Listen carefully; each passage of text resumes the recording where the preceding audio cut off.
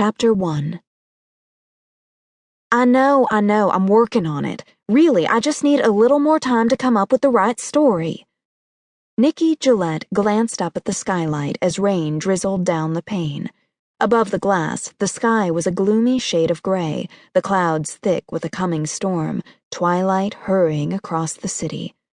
Beneath this window to the sky, inside her loft and curled into a ball on the top of the daybed, lay her cat, Jennings, his eyes closed, his golden tail twitching slightly as he slept.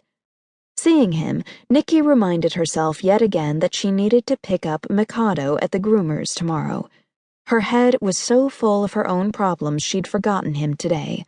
Luckily, Ruby had assured her she could pick up the dog tomorrow at no extra fee, a kindness she wasn't generally known for. Hunched over her desk, Nikki held the phone to her ear with one hand and fiddled with a pen in the other. The conversation was tense, nearly heated, and for once she knew she was at fault. Well, at least partially. As her agent described why her latest book submission had been rejected by her publisher, Nikki glanced at her computer monitor, news stories streaming across the screen.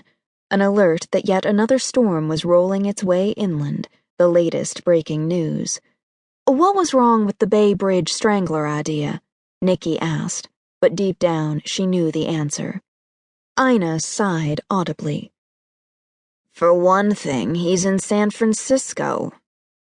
Nikki could imagine her agent rolling her expressive brown eyes over the tops of the bifocals that were always perched on the tip of her nose.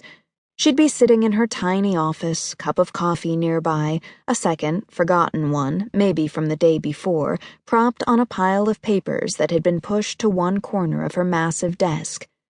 And you've never met him, she added in a raspy voice. And since good old Bay Bridge is big news on the West Coast, I'll bet a dozen stories are already being written about him by authors in that enclave of mystery writers they've got out there.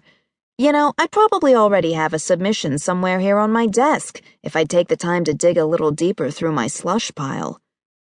Another good point. Irritating, yes, but probably spot on. Okay, but I also sent you an idea about a story surrounding Father John in New Orleans. Who knows what happened to that freak? A killer dressed up as a priest? Gives me chills.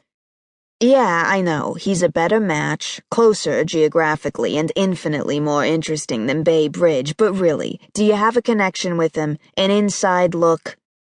There was a pause, a muffled, "Tell him I'll call him right back," on the other end of the line.